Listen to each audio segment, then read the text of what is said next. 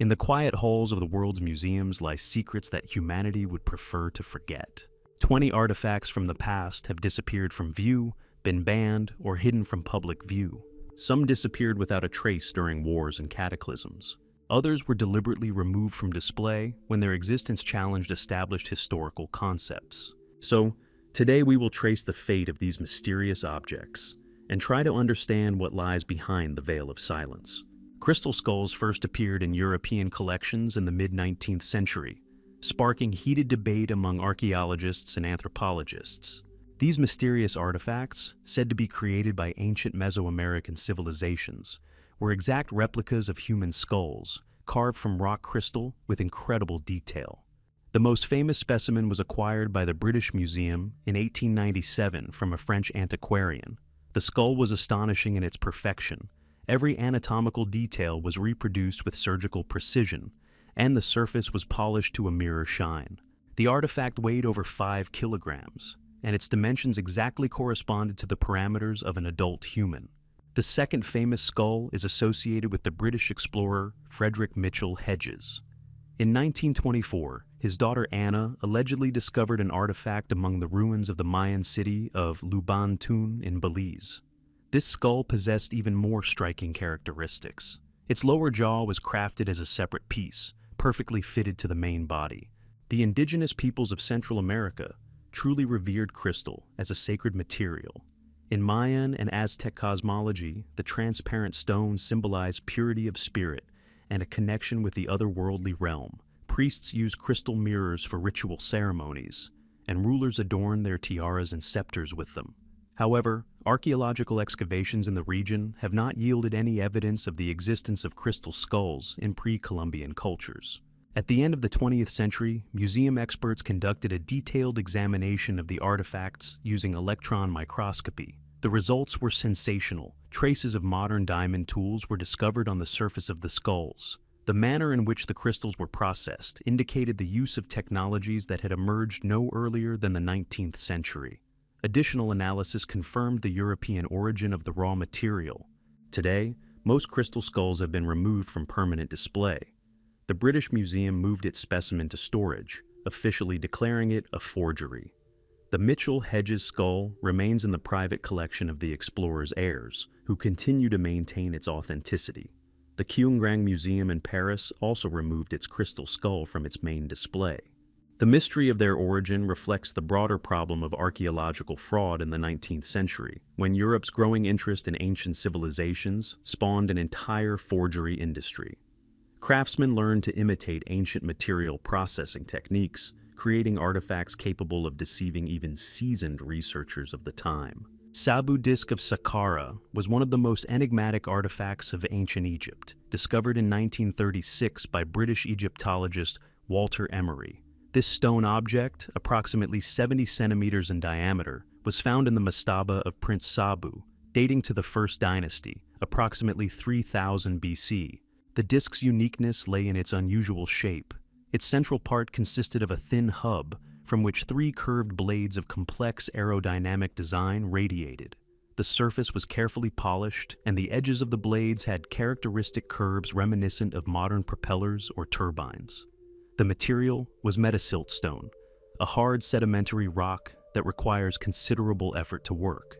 The tomb of Prince Sabu was located in the Saqqara necropolis, near the famous step pyramid of Pharaoh Djoser. This period of Egyptian history was characterized by rapid developments in technology and art. Craftsmen of the First Dynasty mastered complex stoneworking techniques, created exquisite ceramics, and developed the first examples of hieroglyphic writing. However, nothing similar to the Sabu disc was known in the culture of that time. The artifact's shape has generated numerous hypotheses among researchers. Some Egyptologists have suggested that the disc served as an incense burner or oil lamp stand. Others see it as a ritual wheel, symbolizing the sun's movement across the sky. A third group of scholars has proposed that the object was part of some kind of mechanism, possibly related to grain or textile processing. The disc's most intriguing feature was its striking resemblance to modern technological devices. The blades had a variable curvature, typical of hydraulic turbines and aircraft propellers. The central hub was crafted with such precision that it could be rotated around an axis. These details seem completely out of place on a 5,000-year-old artifact. After initial examination, the Sabu disc was placed in the collection of the Cairo Museum of Egyptian Antiquities. There, it was displayed in the early Kingdom Hall alongside other finds from Saqqara. The artifact regularly attracted visitors with its unusual appearance and generated numerous questions from tour guides. Museum catalogs cautiously described it as an object of unknown purpose. In the 1970s, the disc suddenly disappeared from permanent display.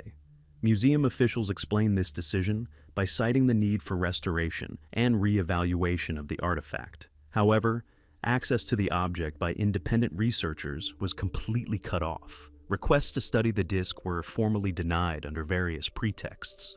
Today, the whereabouts of the Sabu disc remain unknown. Some sources claim the artifact is kept in the Cairo Museum's restricted collections, while others suggest it has been moved to private collections. The lack of detailed photographs and precise measurements makes a modern scientific examination of this enigmatic object impossible, leaving its secret forever lost in the sands of time. The iron blade from the Great Pyramid of Giza was recovered from the ancient wonder of the world in 1872 by British researchers Wayneman Dixon and James Grant.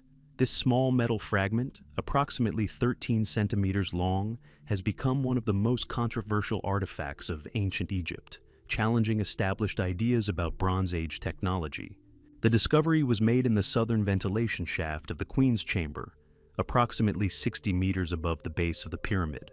The narrow channel, measuring 20 by 20 centimeters, had long been considered inaccessible to exploration. Dixon managed to penetrate the shaft using specially crafted tools and discovered 3 mysterious objects: an iron blade, a copper hook, and a granite ball. The Great Pyramid of Giza was built around 2580 BC, during the 4th dynasty of the Old Kingdom.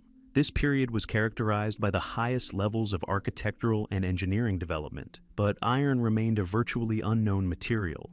Egyptians of that era worked with copper, bronze, and gold, but ironwork only appeared in the Nile Valley in the 1st millennium BC. A chemical analysis of the blade, conducted at the end of the 20th century, revealed the alloy's unusual composition.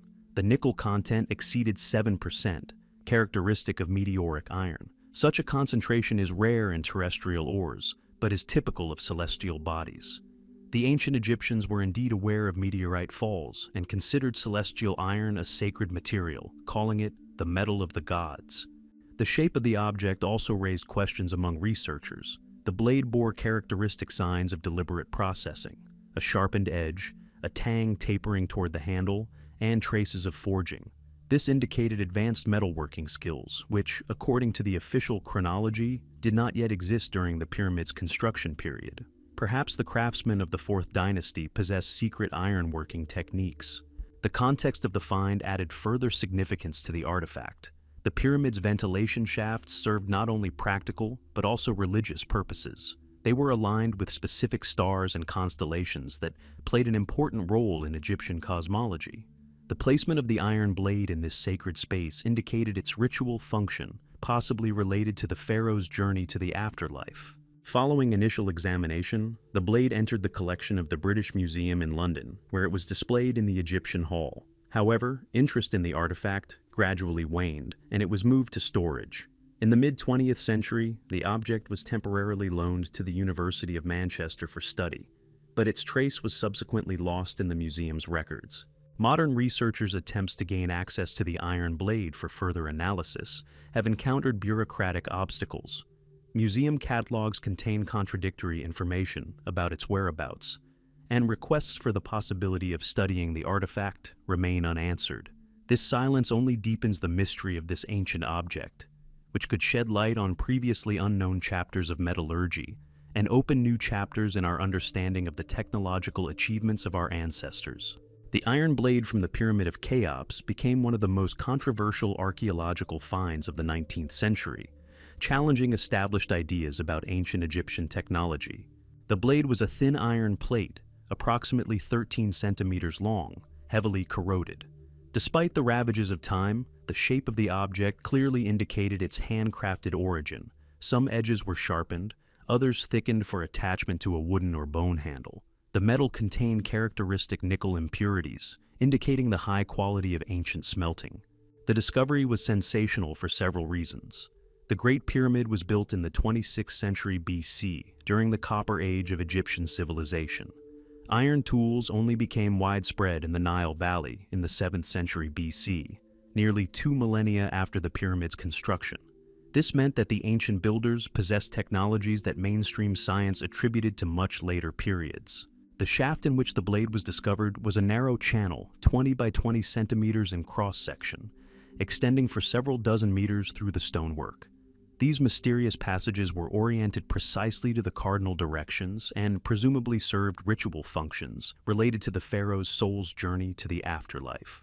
Along with the blade, archaeologists recovered a copper hook and a stone ball, objects whose purpose also remains unclear. In addition to iron and nickel, the blade contained traces of cobalt, an element characteristic of meteoric iron. This discovery gave rise to the hypothesis that the ancient Egyptians may have used metal bodies that fell from the sky to craft sacred objects. Hieroglyphic texts indeed contain a term that can be translated as heavenly iron. Modern meteorite research confirms the possibility of such uses for cosmic material. Iron-nickel meteorites contain metal of exceptional purity, requiring no complex metallurgical processing. They can be worked using cold forging techniques available to Copper Age craftsmen. Several similar artifacts have been found in the tombs of Egyptian pharaohs of later dynasties. However, skeptics have put forward alternative theories about the find's origin. Some researchers suggest that the iron object could have entered the pyramid much later than its construction, through cracks in the masonry, or during the medieval excavation of the tomb. Others question the accuracy of the original recording of the blade's location, citing shortcomings in 19th century archaeological methodology. And since the artifact was handed over for research and its analysis results were classified, it is now impossible to see the blade with one's own eyes. So the mystery of the iron from the Cheops pyramid remains unsolved, leaving historians with only contradictory evidence about the technological achievements of antiquity. The Ark of the Covenant represents one of the greatest archaeological mysteries associated with the biblical history and fate of ancient Israel. According to sacred texts, this golden chest contained the stone tablets with the 10 Commandments given to Moses on Mount Sinai in the 13th century BCE. After the destruction of the First Temple by the Babylonians in 586 BCE, the Ark disappeared without a trace. The biblical description of the Ark is recorded in detail in the book of Exodus. Its acacia wood frame was covered with pure gold inside and out. It was 2.5 cubits long, 1.5 cubits wide, and 1.5 cubits high, corresponding to approximately 115 centimeters by 70 centimeters. The top was crowned with a golden lid with 2 cherubim, their wings spread over the sacred contents. The Ark played a central role in the religious life of the ancient Israelites. It accompanied the people during their 40-year wanderings in the desert, preceded their armies into battle, and was finally placed in the Holy of Holies of the Temple in Jerusalem. The high priest could approach it only once a year, on the Day of Atonement, performing special rituals. The Ethiopian Orthodox Church claims that the original Ark of the Covenant is kept in the city of Axum, in the Church of St. Mary of Zion, according to Ethiopian tradition, recorded in the medieval text Kebra. According to Nagast, the Ark was transported to Ethiopia by Menelik I, son of King Solomon and the Queen of Sheba in the 10th century BC. This legend became the basis for the dynastic claims of the Ethiopian emperors. Archaeological evidence confirms ancient ties between Ethiopia and the Jewish world. Remains of ancient buildings dating back to the 1st millennium BCE have been discovered in the Axum region. Monumental steles and palace complexes attest to the existence of a sophisticated civilization, capable of long-distance trade and diplomatic contacts. The local community of Ethiopian Jews, the Falasha, preserved unique religious traditions. The modern church in Axum was built in the 17th century on the site of an older sanctuary. In its center is a small chapel, accessible only to one custodian, appointed for life. According to tradition, this person never leaves the temple grounds and is responsible for the safekeeping of the sacred object. No one else is allowed even near the supposed Ark. Attempts at an independent examination of the Aksumite relic have been consistently rejected by church authorities. Ethiopian priests cite religious prohibitions and the dangers of violating ancient taboos. rare descriptions by eyewitnesses granted permission to enter the chapel speak of a wooden box covered with cloth, but detailed information is lacking. The scientific community views the Ethiopian claims with cautious skepticism. The lack of documentary evidence of the Ark's movement in ancient times and the impossibility of archaeological research make verification impossible. Nevertheless, centuries-old tradition and the deep faith of the local population keep this mystery alive, turning Aksum into a pilgrimage site for biblical relic seekers from around the world. The Book of Thoth was considered the most dangerous and powerful magical text in ancient Egypt, supposedly containing the secret knowledge of the god of wisdom and writing. According to the Chester Beatty Papyrus, dating from the New Kingdom, this book was written by Thoth himself and contained spells of incredible power. Priests warned that reading it could bring both unlimited power and inevitable death. The cult of Thoth flourished in ancient Egypt for 3 millennia. This ibis-headed god was considered the patron of scribes, judges, and magicians, the lord of time, and the guardian of divine secrets. The main center of his worship was the city of Hermopolis in Middle Egypt, home to a majestic temple containing a vast library. It was there, according to legend, that the original text of the Forbidden Book was kept. Egyptian sources contain numerous warnings about the mortal danger of the Book of Thoth. The Westgar Papyrus tells the story of Prince Setna, who dared to read the sacred text and incurred a curse. A demotic text from Memphis describes the death of an entire priestly family who dared to study forbidden spells. These legends created an aura of mystical terror around the legendary manuscript. Actual traces of such texts are found in Egyptian tombs from the Hellenistic period. Archaeologists have found papyri containing magical formulas attributed to Thoth in the tombs of priests and aristocrats. These documents contain complex ritual instructions, astrological calculations, and spells for travel to the afterlife. However, none of the discovered texts match the descriptions of the legendary book. The most intriguing discoveries come from excavations at Tun el Gebel, the necropolis of ancient Hermopolis. In the 1930s, a German expedition discovered an underground gallery there containing mummified ibises, the sacred birds of Thoth. Among the funerary offerings were papyrus scrolls in Demotic and Greek, containing fragments of Hermetic texts. Some of these documents were transferred to the Berlin Egyptian Museum, but part of the collection disappeared during World War II. A post-war inventory revealed the loss of several key papyri, including a fragment that German researchers tentatively identified as a possible part of the Book of Thoth. The documents may have been destroyed by bombing or removed by unknown persons. Modern Hermetic traditions continue to cite the existence of the complete text of the Book of Thoth. 19th and 20th century occultists have created numerous reconstructions of its supposed contents based on disparate ancient sources. However, these works represent creative interpretations rather than scholarly reconstructions of the ancient text. The search for the authentic Book of Thoth is complicated by the fact that many Egyptian papyri remain undeciphered and unpublished. Thousands of documents await study in the vaults of the world's largest museums. Perhaps hidden among them are fragments of the very text the ancient Egyptians considered too dangerous for ordinary mortals. The mystery remains unsolved, shrouded in the silence of centuries and the fear of forbidden knowledge. Voynich manuscript is one of the most enigmatic texts in human history, written in an unknown language with unidentified symbols in the early 15th century. This illuminated manuscript, consisting of 240 parchment pages, was long kept in private collections before coming to the attention of the scholarly community. Today it resides in the Beinecke Library at Yale University, but access to it is strictly restricted. The first documented mentions of the manuscript date back to the late 16th century, when it was in the collection of Emperor Rudolf II in Prague. This monarch was renowned for his interest in the occult sciences and amassed one of the richest collections of alchemical and astrological texts. After the fall of the Habsburg dynasty, the manuscript passed to the Jesuits and then ended up in the order's Roman college. In 1912, the antiquarian Wilfrid Voynich acquired the manuscript at a sale of Jesuit property at the Italian Villa Mondragone. Voynich immediately recognized the uniqueness of the find and began showing it to leading cryptographers and linguists in Europe and America. However, all attempts to decipher the text proved unsuccessful, which only heightened interest in the mysterious document.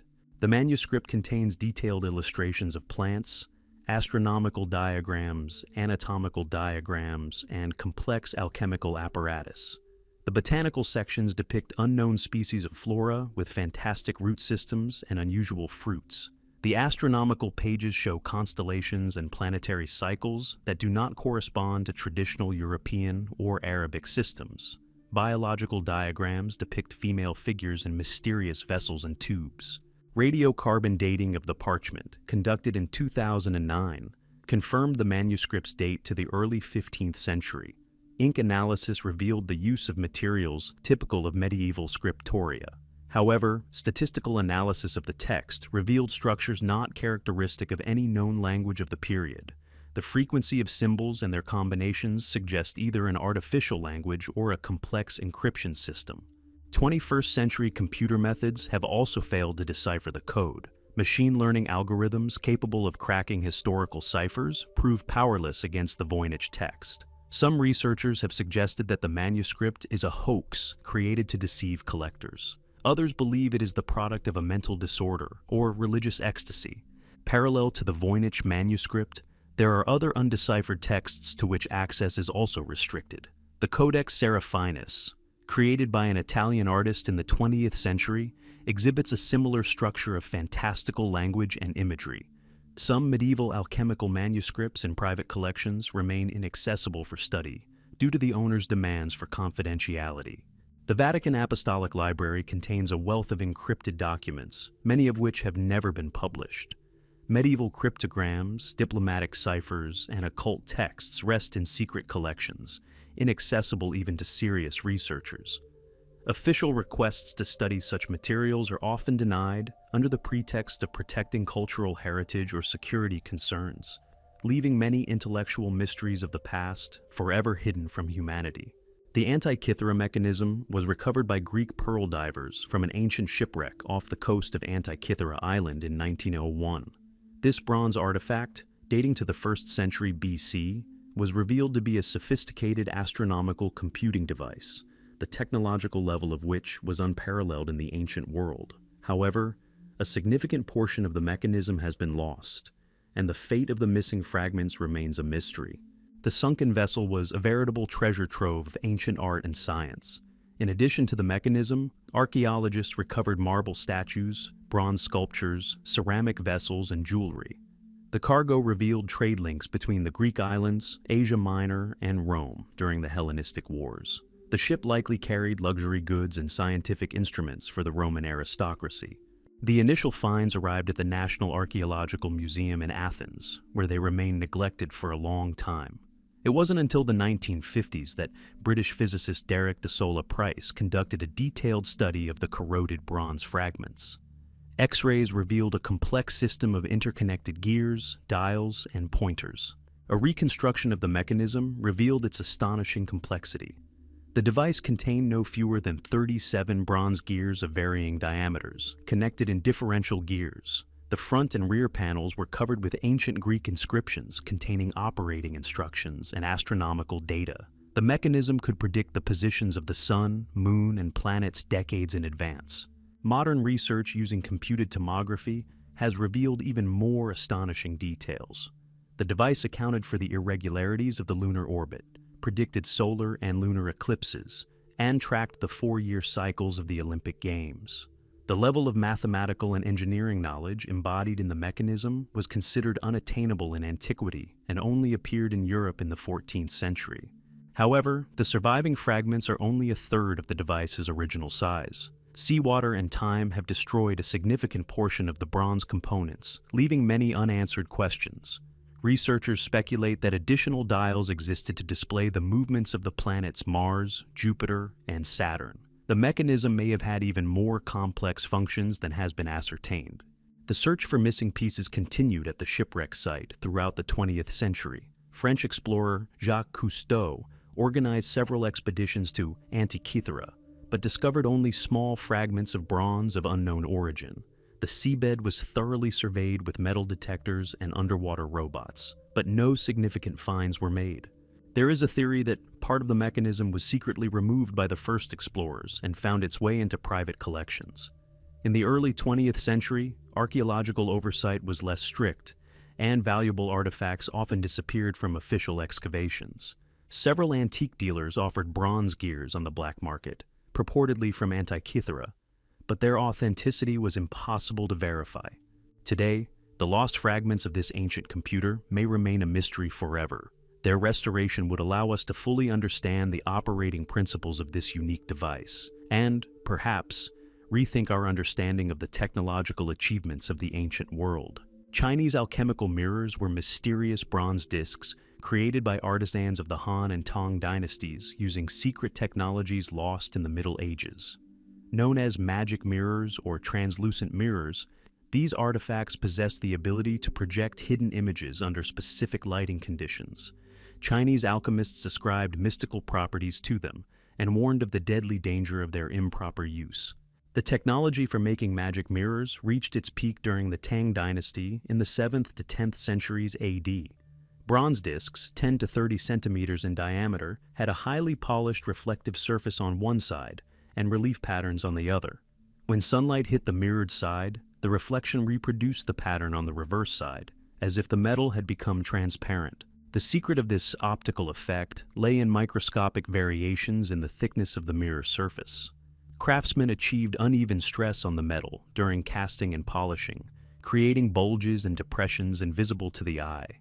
These minute deviations from the plane, measured in fractions of a millimeter, altered the direction of the reflected rays and formed a projection of the latent image. Chinese alchemical treatises warned that some mirrors could harm the observer. Song dynasty texts described cases of sudden blindness and mental derangement in people who gazed too long at magical reflections. Taoist magicians claimed that particularly powerful mirrors could capture the human soul and trap it in a metal cage. Mirrors depicting dragons and mythical creatures, crafted for the imperial court, were considered the most dangerous. According to Ming Dynasty chronicles, the Wanli Emperor ordered the destruction of a collection of such artifacts after a court astronomer died in convulsions while attempting to decipher a message projected by an ancient mirror. The remaining copies were sealed in secret vaults of the Forbidden City. 17th century European missionaries reported demonstrations of magic mirrors in Chinese temples. The Jesuit Matteo Ricci described a mirror that, by moonlight, revealed a map of the starry sky, and, by sunlight, a diagram of the human body. However, attempts to export such artifacts from China were invariably thwarted by local authorities, who considered them state secrets. The technology for making magic mirrors was finally lost during the Mongol invasion of the 13th century. Workshops in Luoyang and Chang'an were destroyed, and the secret alloy recipes and processing methods perished along with their custodians. Attempts by later Chinese artisans to reproduce the ancient techniques proved unsuccessful. Surviving examples of magic mirrors are extremely rare and are found primarily in private collections. Several museum specimens in Beijing and Tokyo exhibit the optical effect, but access to them is restricted. Modern attempts at scientific analysis have been met with the reluctance of owners to permit invasive research methods. The legend of a deadly reflection lives on in Chinese folklore. Antique collectors tell stories of mirrors that bring misfortune to their owners. Perhaps these superstitions are based on the real properties of ancient alloys or optical effects that can have a negative impact on the human psyche. The Spear of Destiny, also known as the Spear of Longinus, is considered one of the most important Christian relics, the very tip with which a Roman centurion pierced the ribs of the crucified Christ. For centuries, this artifact has been at the center of religious and political intrigue, and its possession has ascribed divine power to rulers. Since the end of World War II, the authenticity of all known specimens has been greatly questioned. The first historical references to the Holy Lance date back to the 4th century, when Emperor Constantine the Great included it in the imperial regalia of Byzantium. Byzantine chronicles describe the lance as an iron tip on a wooden shaft, decorated with gold plates bearing Greek inscriptions. The relic was kept in Hagia Sophia and was brought out only during the most important coronation ceremonies. In the 10th century, Emperor Constantine Porphyrogenitus presented the spear to the German king Henry I, strengthening the political alliance between Byzantium and the Holy Roman Empire. From that moment on, possession of the spear became a symbol of imperial power in Europe. Otto the Great, Frederick Barbarossa, and other rulers considered it a guarantee of their military victories and divine protection. The spear remained for centuries in the Habsburg treasury in Vienna, where it was studied by theologians and historians. In the 19th century, Austrian researchers conducted the first scientific analysis of the relic. Metallographic analysis revealed that the spearhead was forged in the early Middle Ages, not the Roman era. Furthermore, a nail was found embedded in the center of the blade, which local tradition believed to be one of the crucifixion nails. In March 1938, immediately after the Anschluss of Austria, Adolf Hitler personally arrived in Vienna to inspect the imperial regalia. Nazi ideologists, fascinated by occult theories, attached particular importance to the possession of ancient artifacts of power. The Spear of Destiny was ceremoniously transported to Nuremberg and placed in a specially constructed vault beneath St. Catherine's Church. German scientists conducted secret research on the spear, attempting to substantiate its magical properties using pseudoscientific methods.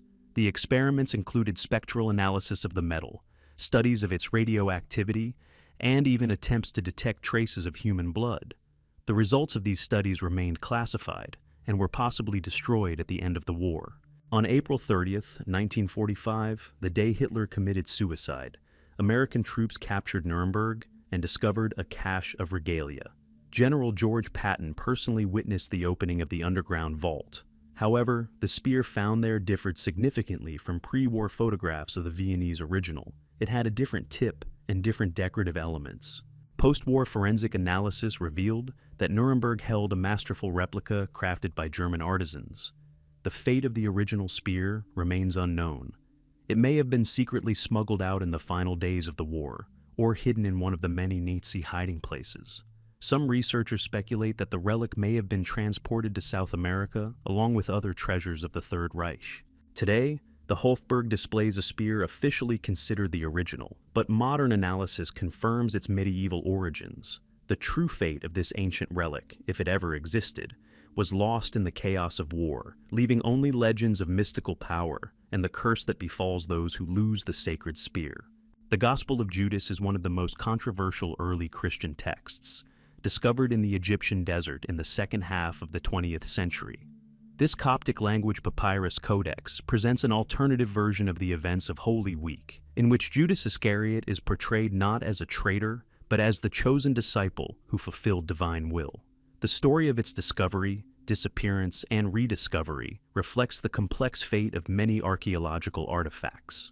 The manuscript was discovered in 1970 by Egyptian farmers in a limestone cave near the city of El Minya in Middle Egypt. This region is renowned for its wealth of Coptic manuscripts, hidden by Christian monks during the Arab conquest of the 7th century. The papyrus was part of a codex that also contained the Epistle of Peter to Philip and the first revelation of James. Carbon dating of the parchment places it between the 2nd and 4th centuries CE, making it contemporary with the other Gnostic Gospels from Nag Hammadi. The text is a Coptic translation of an earlier Greek original, likely created by Gnostic communities in Egypt. The paleographic features of the script correspond to the traditions of Coptic scriptoria of the 3rd and 4th centuries. After its discovery, the manuscript fell into the hands of Cairo antiquities dealers, who offered it to various museums and private collectors. The document's high price and dubious provenance discouraged potential buyers. For many years, the papyrus was stored in unsuitable conditions, which led to severe damage to the text. Frequent movements and attempted sales further deteriorated the ancient material. In the 1980s, a Swiss dealer acquired the manuscript and placed it in a New York bank vault. There, it lay for over 2 decades, virtually inaccessible to study. Only occasional mentions in auction house catalogs attested to the existence of the mysterious text. The scholarly community was virtually deprived of the opportunity to study this important source on early Christianity.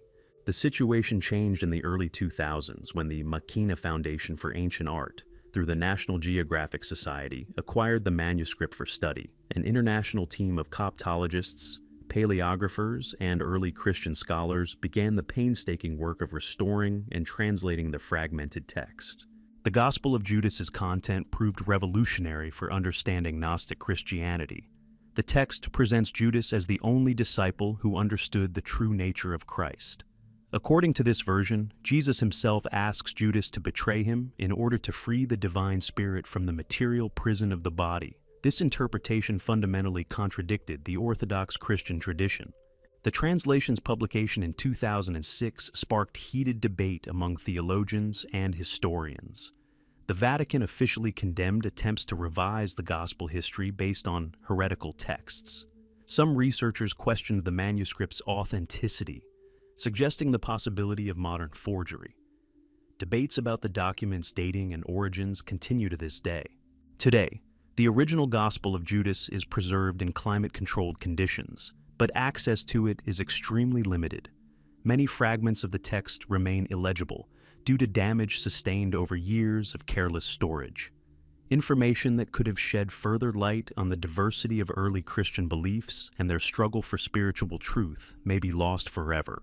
The head of John the Baptist became one of the most venerated Christian relics, giving rise to numerous claims of authenticity throughout the medieval world. Following the martyrdom of the Baptist in the fortress of Machaerus around 30 AD, his remains acquired exceptional religious significance. However, by the end of the Middle Ages, historians counted more than a dozen sites claiming to possess the authentic head of the saint. Byzantine sources from the 4th century report the first discovery of the head of John the Baptist in Jerusalem. According to church tradition, one of the disciples secretly took the severed head and buried it on the Mount of Olives. Centuries later, pious Christians allegedly discovered the relic and brought it to Constantinople. There, it was kept in the Church of St. John the Baptist until the city was captured by the Crusaders in 1204. The most famous relic is considered to be from the French city of Amiens, where it arrived after the Fourth Crusade. Canon Vallon de Sarton brought the supposed head of the saint back from the sack of Constantinople. Amiens Cathedral became a site of mass pilgrimage, and local church authorities compiled detailed descriptions of the relic. They claimed that the state of preservation of the remains indicated their miraculous nature. Silvestro in Capite in Rome made similar claims. The Roman community claimed a more ancient origin for its relic, citing 5th century documents. According to this version, the head was secretly smuggled from Palestine during the iconoclastic persecutions. The papal curia cautiously supported the Roman claim, unwilling to challenge the French assertions. The Muslim world also claimed possession of the head of John the Baptist, revered in Islam as the prophet Yahya. The Umayyad Mosque in Damascus contained a richly decorated reliquary containing the supposed remains. Arab chronicles trace the relic's origin to the conquest of Syria in the 7th century. Local authorities claimed that Christians voluntarily handed over the relic to the new rulers for safekeeping. The Cathedral of Genoa possessed its own version of the head, supposedly captured during the campaigns against the Saracens. Genoese merchants, active in the Levant, may have acquired such a relic from Eastern Christians. Local tradition emphasized the head's special miraculous properties, attracting pilgrims from various parts of Italy. The Orthodox monasteries of Mount Athos also claimed the authentic head of the Baptist.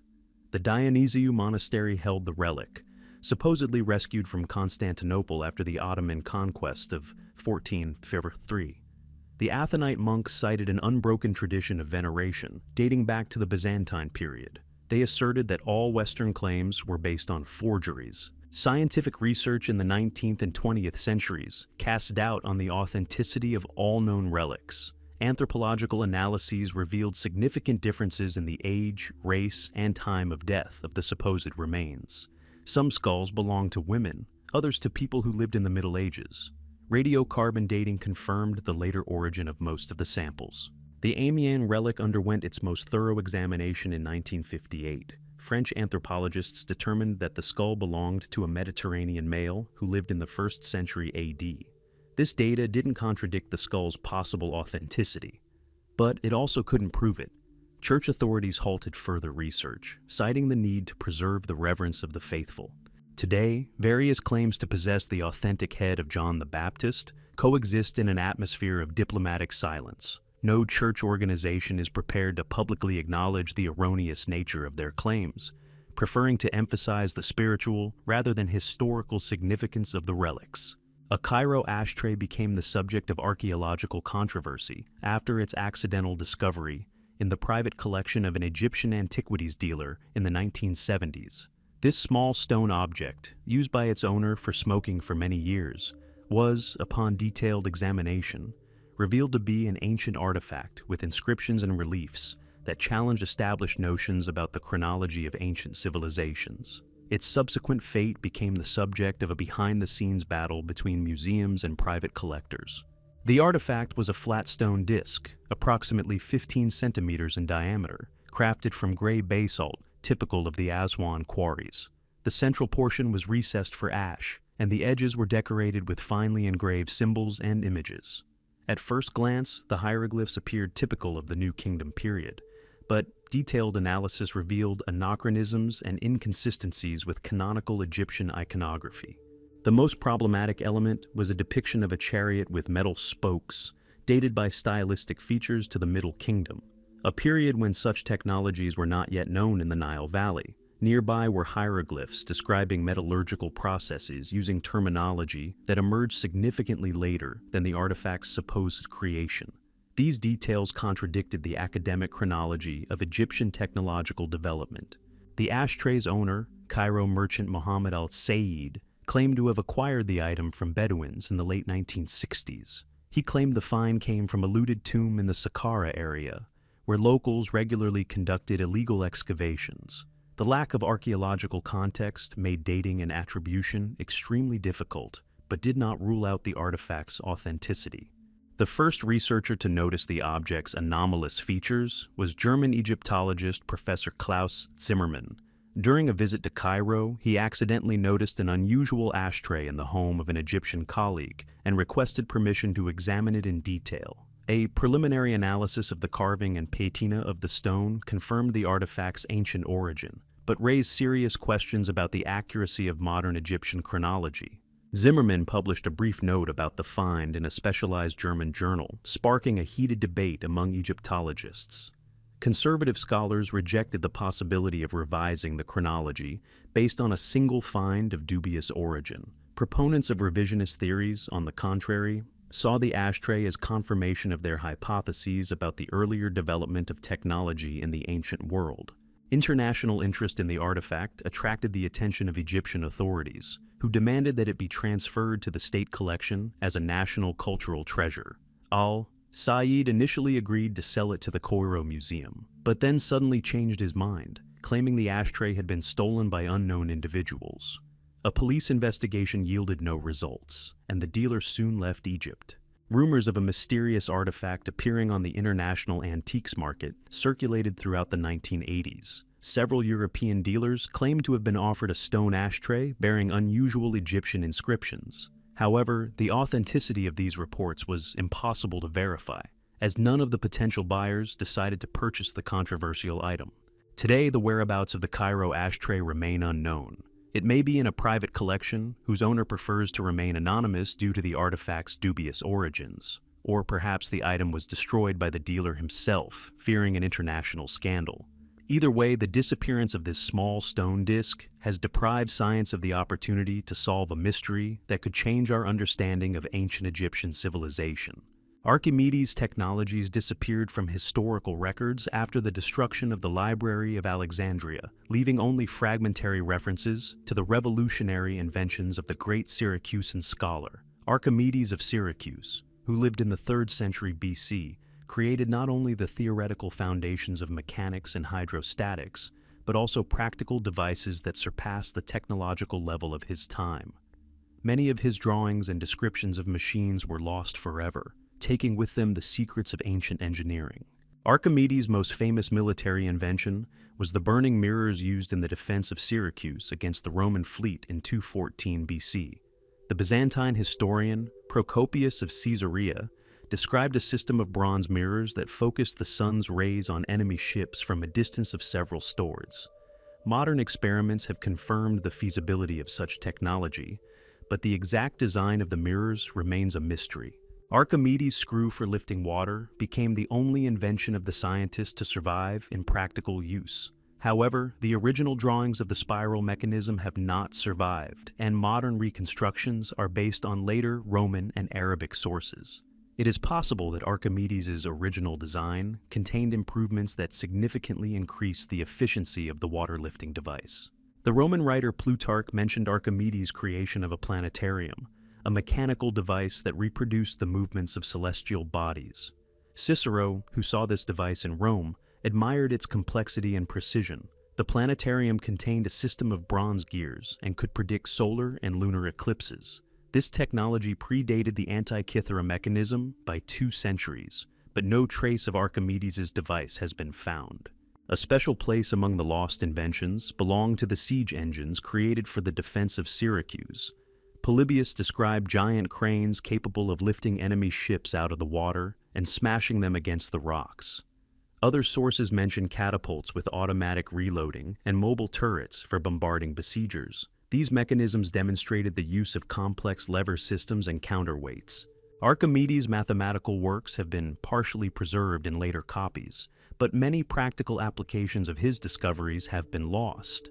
His method for determining the volumes of solids of revolution could have been used for the precise calculation of ship hulls and architectural structures.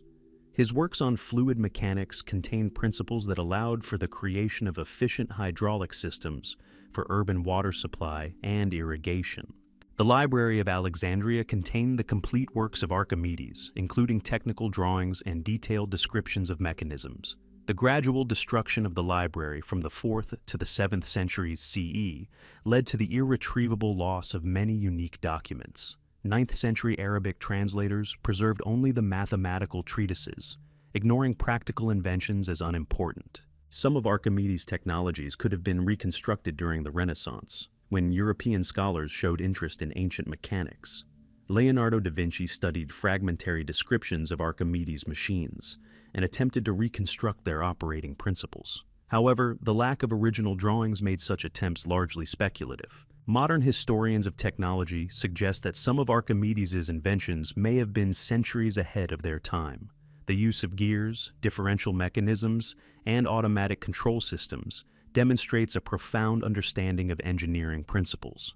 The loss of this knowledge slowed human technological progress, delaying the rediscovery of many mechanisms for centuries into the future. Perhaps fragments of brilliant inventions capable of changing our understanding of the capabilities of ancient civilization still lurk among the ruins of ancient cities. Mesopotamian saws made of petrified wood represent one of the most enigmatic technological anomalies of the ancient world, discovered by British archaeologists in the early 20th century in what is now Iraq. These tools, made of mineralized wood with flint teeth, demonstrated a level of material processing considered impossible by modern science for Bronze Age civilizations. After initial study, the artifacts disappeared amidst the chaos of political upheaval in the Middle East. The finds were made by Leonard Woolley's expedition in the region of ancient Ur between 1922 and 1934. In layers dating to the 3rd millennium BC, archaeologists discovered a workshop containing unusual tools. In addition to traditional bronze tools, they also found saws with blades made of petrified wood, the edges of which were studded with microscopic, geometrically shaped flint teeth. Petrographic analysis revealed that the tools were made from wood fragments that had undergone natural mineralization over millions of years. The fossilization process replaced the organic fibers with quartz and chalcedony, creating an extremely hard material. Most astonishing, however, was the ability of ancient craftsmen to craft this fossil, creating perfectly straight cutting edges and a precisely calibrated tooth system. The saw teeth had a complex, asymmetrical shape, optimized for cutting in one direction. The sharpening angle and the spacing between the teeth varied depending on the intended material. Some saws were designed for cutting soft stone, others for sawing metal. Manufacturing precision met modern industrial standards. Traces of abrasive powders and polishing compounds used to process petrified wood were discovered in the same workshop. Chemical analysis revealed the presence of corundum and diamond dust, materials that, according to official history, were only used in stone processing in the Middle Ages. The sources of these abrasives in Mesopotamia in the 3rd millennium BC remain a mystery. Functional tests demonstrated the exceptional efficiency of these ancient tools. Fossilized saws easily cut granite and basalt, which bronze tools of the era struggled to handle. The flint teeth retained their sharpness, significantly longer than their metal counterparts, and did not require frequent resharpening. These properties made the tools indispensable for the precise processing of hard materials. Woolley meticulously documented the finds and prepared detailed reports for the British Museum. The most valuable specimens were packed for shipment to London, but the outbreak of World War II disrupted the expedition's plans. The boxes containing the artifacts remained in a warehouse at the Baghdad Archaeological Museum, where their trail was lost among thousands of other objects. Post-war attempts to locate fossilized saws in museum collections proved unsuccessful. Iraqi authorities claimed such artifacts had never entered their collections. Archival documents from Woolley's expedition contained descriptions and photographs of the tools, but the objects themselves had disappeared. They may have been sold on the black market or taken by private collectors. Modern attempts to replicate the technology for processing petrified wood face significant challenges. Despite the development of diamond tools and precision equipment, creating such fine and precise teeth remains a complex task. The secrets of Mesopotamian craftsmen, which allowed them to process fossils using primitive methods, are likely lost forever. The disappearance of these unique artifacts has deprived modern science of the opportunity to solve one of the greatest technological mysteries of antiquity. Perhaps fragments of Mesopotamian saws, capable of shedding light on previously unknown chapters of the history of human ingenuity, still exist somewhere in private collections. The Inca gold of Cusco vanished in the fires of the Spanish conquest, leaving only legends of countless treasures hidden in the secret refuges of the Andes. When Francisco Pizarro's conquistadors entered the empire's sacred capital, Tahuantinsuyu, in 1533, they discovered gold decorations in temples and palaces that surpassed anything Europeans could have imagined. However, most of these treasures never fell into the hands of the conquerors. Cusco, meaning navel of the earth in Quechua, served as the religious and administrative center of the greatest empire in pre-Columbian America. The main temple, the Coricancha, was entirely covered in finger-thick gold leaf. The walls glittered with the yellow metal, and the central sanctuary housed a golden disc symbolizing the sun, god, Inti. The sacred gardens surrounding the temple contained life-size golden statues of llamas, trees, and flowers. Spanish chronicles preserved astonishing descriptions of Cusco's riches. Pedro Sancho de la Hoz wrote of golden thrones weighing over 200 kilograms each, and statues of rulers made of pure metal. The Inca palace contained gold plate for hundreds of courtiers, and royal mummies were adorned with diadems of emeralds and gold feathers. The total value of the treasures was estimated by contemporaries at millions of pesos. The Incas did not regard gold as a medium of exchange, but rather attached it exclusively to religious significance. The yellow metal was considered the sweat of the sun god, and silver the tears of the moon goddess. Mining took place in sacred mines under the strict supervision of priests, and its processing was entrusted only to select artisans. Each piece was created for a specific ritual or ceremony, linking the material world with the divine. Atahualpa's capture in Cajamarca in November 1532 reached Cusco via the Chasqui system of messengers. Priests and military leaders immediately began evacuating the most valuable objects from the temples and palaces. Golden statues were dismantled, sacred discs were removed from the walls, and ritual utensils were packed into lamadas, traditional woven bags. Caravans of llamas carrying treasures set off in various directions along mountain trails, known only to the initiated. Some of the gold was hidden in the caves of sacred mountains, others in secret chambers of temples in remote provinces. The most valuable objects associated with ancestor worship were transported to the inaccessible regions of Antisuyu, the eastern part of the empire, covered in impenetrable jungle. When the Spaniards reached Cusco in November 1533, they discovered only a fraction of the expected riches. The Coricancha had been partially looted by the inhabitants themselves, and many palaces stood empty. The conquistadors seized approximately 24 tons of gold, but this amount did not match the descriptions of the Inca capital's countless treasures. Torture and interrogation of local nobles failed to produce the expected results. The Incas preferred death to betraying sacred secrets. Only a few minor caches were discovered by the Spaniards in the first decades after the conquest. The bulk of the hidden gold remained in the mountains, guarded by the silence of the last guardians of ancient traditions. The search for Cusco's treasure continued for centuries. Spanish colonial authorities organized regular expeditions into the Andes, using native guides and archival documents. In the 18th century, Jesuits compiled maps of suspected gold locations based on the testimony of converted Indians. However, systematic searches yielded no significant results. In the 19th and 20th centuries, the Republican governments of Peru and Bolivia issued numerous concessions to search for Incan treasures. Modern treasure hunters use metal detectors and satellite imagery, but Andean glaciers and rock slides reliably conceal ancient caches. Perhaps the gold of Cusco still rests in mountain caves, awaiting the day when the descendants of the Incas deem it possible to reveal their ancestors' legacy to the world. Atlantean artifacts and their possible traces remain one of the most controversial topics in archaeology, balancing on the line between scientific inquiry and pseudo-historical speculation. Plato's description of the sunken continent in the dialogues Timaeus and Critias, written in the 4th century BC, sparked a centuries-long search for material evidence of an advanced civilization that vanished 9,000 years before the time of the Athenian philosopher. Several 20th century archaeological finds have indeed exhibited anomalous characteristics, but their connection to the legendary Atlantis remains unproven.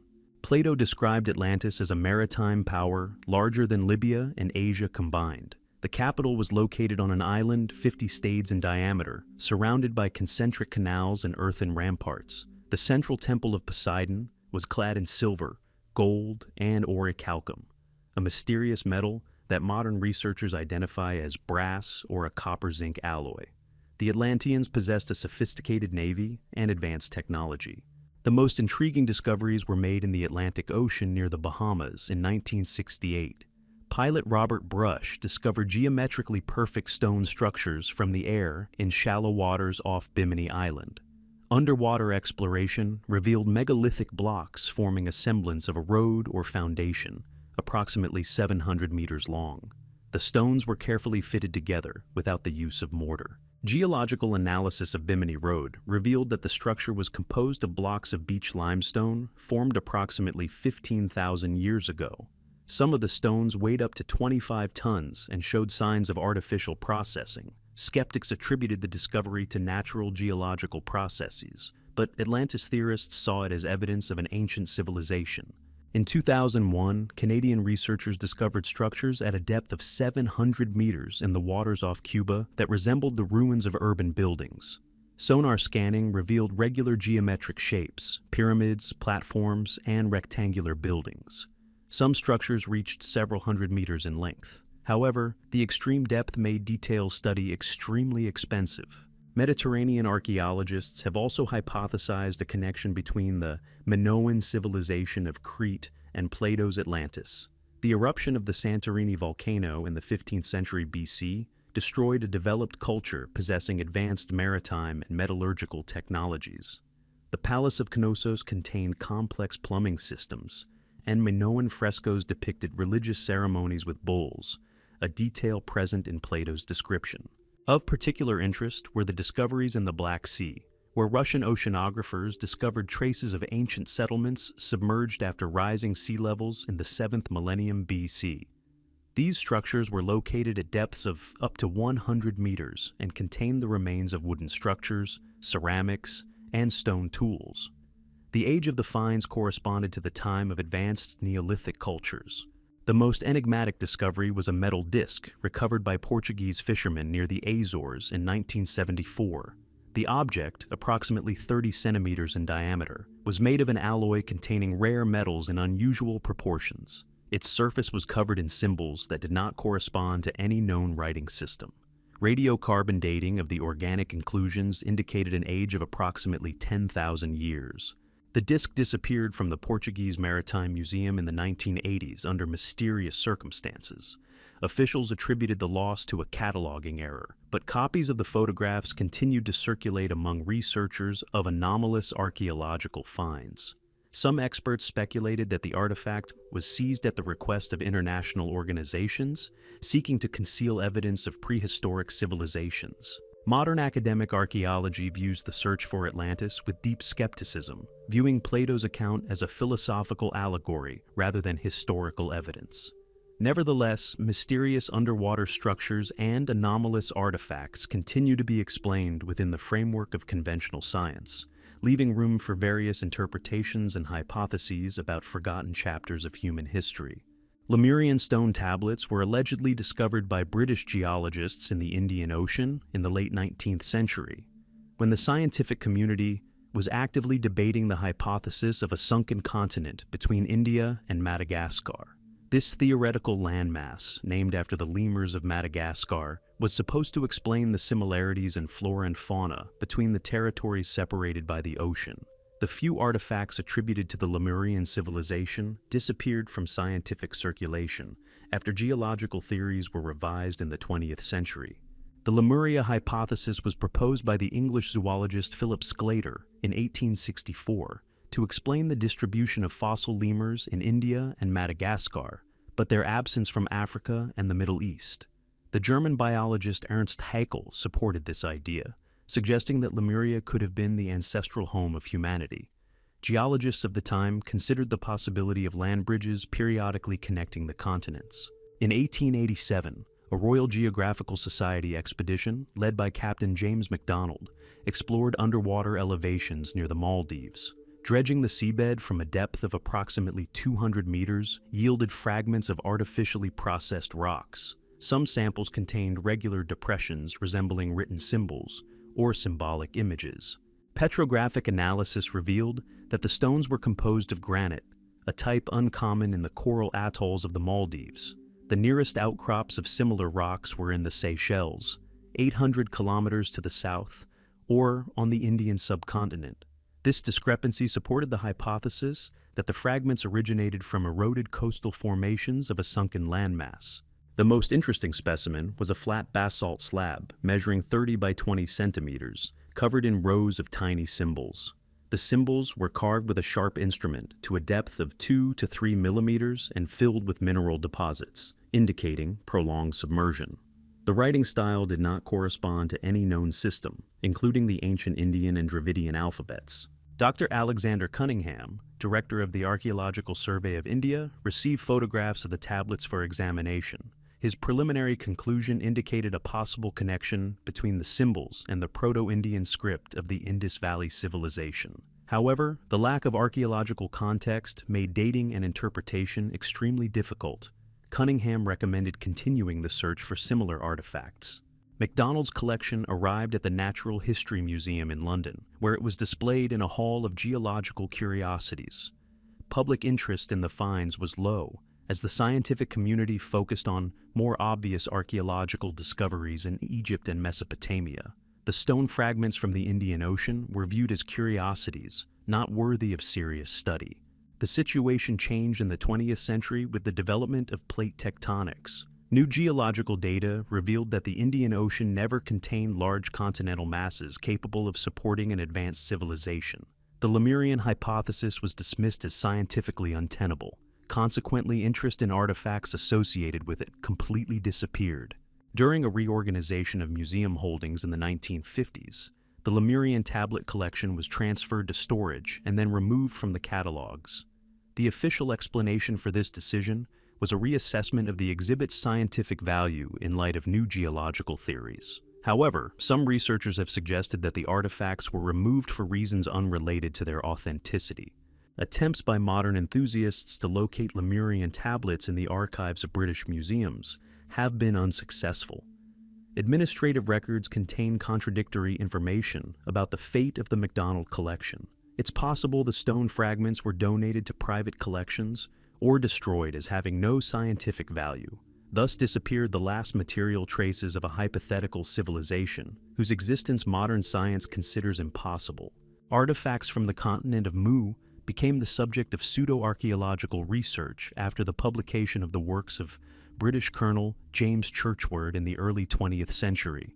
Churchward claimed to have discovered ancient tablets in Tibet, describing an advanced Pacific civilization that perished 12,000 years ago as a result of a catastrophic earthquake. Several artifacts from the Polynesian islands and the American coast were interpreted as possible traces of this hypothetical culture, but subsequently disappeared from scientific circulation. The continent of Mu, according to Churchward's theory, stretched from Hawaii to Easter Island and from the Marquesas Islands to Fiji. This gigantic landmass was supposedly inhabited by a highly advanced civilization that mastered the secrets of aviation, atomic energy, and telepathic communication. The capital was located in the area of today's Tuamotu archipelago, and the population exceeded 64 million. The inhabitants of Mu established colonies in Egypt, India, and Central America. The most famous artifact attributed to the Mu civilization was a 30-centimeter diameter golden disc discovered by Mexican archaeologist José López in the ruins of the Mayan city of Palenque in 1923. The object contained spiral patterns and symbols that did not correspond to classical Mayan iconography. The central portion of the disc was decorated with an image of a sun with radiating rays, surrounded by wavy lines symbolizing water. Chemical analysis of the gold disc revealed an unusual alloy composition with high levels of platinum and iridium, metals rarely used by pre-Columbian American civilizations. The manufacturing technique involved high-temperature smelting, exceeding the capabilities of traditional Mayan metallurgy. These features have intrigued proponents of theories of ancient astronauts and lost civilizations. In Polynesia, the French ethnographer Pierre Lacroix collected a collection of stone tablets from the island of Nuku Hiva in the Marquesas archipelago. Locals called them ancestral texts and claimed that the symbols described the history of a great land that had sunk beneath the sea. The writing system did not correspond to known Polynesian systems, including the Rongorongo of Easter Island. Some signs resembled Indus Valley hieroglyphs or the Cretan linear script. Radiocarbon dating of organic inclusions in the stone tablets indicated an age of approximately 3,000 years, coinciding with the period of Polynesian colonization of the Pacific Ocean. However, the stylistic features of the writing and the mythological themes of the images pointed to more ancient roots of the tradition. It is possible that the tablets were later copies of lost originals. A Yonaguni Formation, near Okinawa. These objects were recovered from a depth of 25 meters in the 1980s. The vessels were unusually shaped and decorated with geometric patterns uncharacteristic of traditional Japanese ceramics. The age of the pieces was estimated at 8 to 10,000 years. Clay analysis revealed that the pottery was made of a material not found in the modern Ryukyu Islands. The nearest similar clay deposits were located on the continental shelf, which was submerged at the end of the last ice age. This supported the hypothesis of the existence of an ancient landmass in the western Pacific Ocean. All of these artifacts gradually disappeared from public view in the late 20th century. The Palenque gold disc disappeared from the National Museum of Anthropology in Mexico City during a reorganization of its exhibits. The Lo Croix Marquesan tablets were not donated to public collections by their heirs and remained in private hands. The Yonaguni ceramics were confiscated by Japanese customs as illegally obtained archaeological treasures. The modern scientific community rejects the existence of the continent of Mu based on geological data on the structure of the Pacific Ocean floor. Tectonic plates have never contained large continental masses in this region. Accordingly, artifacts attributed to the Mu civilization are considered either forgeries or misinterpretations of objects from known cultures. The disappearance of these controversial artifacts deprived researchers of the opportunity to conduct modern analysis using precise dating and material composition methods. While some of the objects may have been of genuine scientific interest, their connection to the hypothetical continent of Mu remains unproven and highly questionable. The disappearance of the Baghdad Museum's artifacts after 2003 represents one of the greatest cultural catastrophes of modern times, when the millennia-old legacy of Mesopotamian civilization was plundered in the chaos of war. The National Museum of Iraq contained a priceless collection of artifacts from the Sumerian city-states to the Abbasid Caliphate, many of which were unique testaments to ancient cultures. The exact number of missing objects remains unknown. The Iraq Museum was founded in 1926 by British archaeologists and quickly became one of the leading repositories of Middle Eastern antiquities. The collection was formed through systematic excavations at Ur, Babylon, Nineveh, Mari, and other iconic sites. The Archaeological Discoveries Act required all key artifacts to remain in Iraq, leading to a concentration of unique items in the Baghdad collection. The most valuable exhibits were considered gold jewelry from the royal tombs of Ur, dating back to the 3rd millennium BC. The collection included diadems of Queen Puabi, gold warrior helmets, and ceremonial daggers with lapis lazuli handles. Assyrian reliefs from the palaces of Nineveh and Khorsabad demonstrated the supreme skill of ancient sculptors. Babylonian mathematical tablets contained unique texts on astronomy and algebra. Of particular scientific value was the library of cuneiform tablets, numbering over 100,000 documents. Among them were administrative archives from Sumerian temples, literary works in the Akkadian language, and legal codes. The Epic of Gilgamesh was presented in several versions, including fragments unknown in other collections. Medical and magical texts shed light on the daily life of ancient Mesopotamia. In anticipation of the military operation in 2003, museum staff took measures to protect the collection. The most valuable items were moved to the underground vaults of the Central Bank of Iraq, equipped with modern security systems. Large stone sculptures were covered with sand and protective screens. However, a significant portion of the exhibits remained in the museum halls due to the time and transportation constraints. On April 9 and 10, 2003, the museum was systematically looted. The thieves demonstrated a keen knowledge of the collection, deliberately removing the most valuable items. Display cases containing gold jewelry were broken into, and cylinder seals and precious metal figurines were stolen. Thousands of cuneiform tablets disappeared, including unique historical documents. A subsequent inventory revealed the loss of approximately 15,000 items, although the exact figures varied among sources. Among the lost artifacts were a sacred vessel from Uruk, dating back to the 4th millennium BC, a copperhead of an Akkadian ruler, and a marble mask of a woman from Uruk. The library lost thousands of cuneiform documents, many of which contained untranslated texts. International efforts to recover stolen artifacts have yielded limited results. U.S. military authorities launched an operation to intercept shipments of antiquities at Iraq's borders. Interpol added the stolen items to its international database of missing cultural property. Several hundred artifacts were returned through auction houses and private collectors. However, most of the missing items disappeared into the international antiques trade. Cuneiform tablets appeared at auctions in London and New York, disguised as items from old collections. Gold jewelry was refished or dismantled to conceal its origin. Many artifacts ended up in private collections, whose owners preferred to keep their acquisitions under wraps. The loss of scientific documentation was particularly painful. Along with the objects, excavation archives, photographs, and descriptions of the finds disappeared. Many artifacts lost their archaeological context, significantly reducing their scientific value. Research projects based on museum materials were interrupted for decades. 20 years later, the Baghdad collection remains incomplete. The museum has partially reopened, but many rooms remain empty. The lost treasures of Mesopotamia may never return to their homeland, remaining forever scattered among private collections and the black market for antiques, a reminder of the fragility of human cultural heritage in the face of war and political upheaval. The Vatican's secret collections represent one of the largest concentrations of historical artifacts in the world, many of which have remained inaccessible to independent researchers for centuries.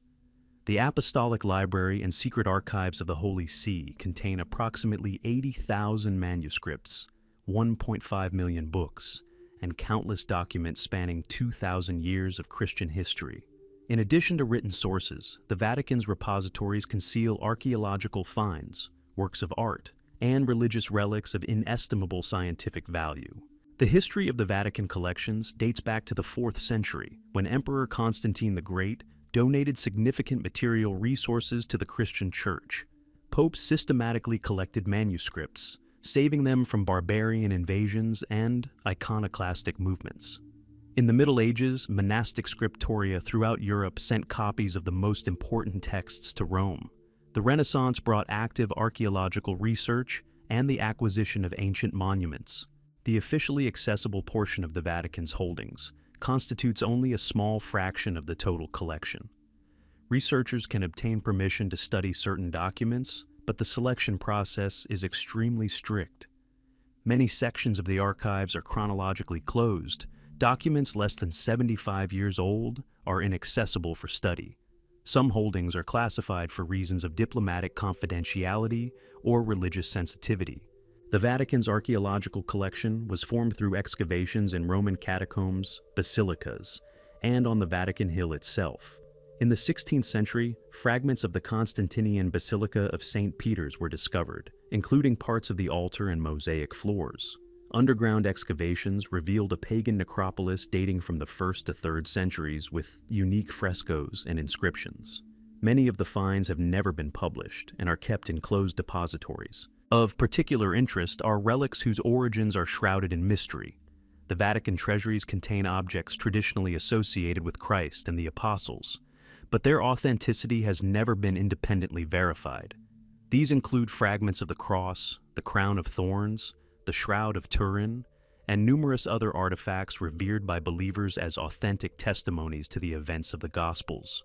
The library's collections contain unique manuscripts, the existence of which is known only from catalogs.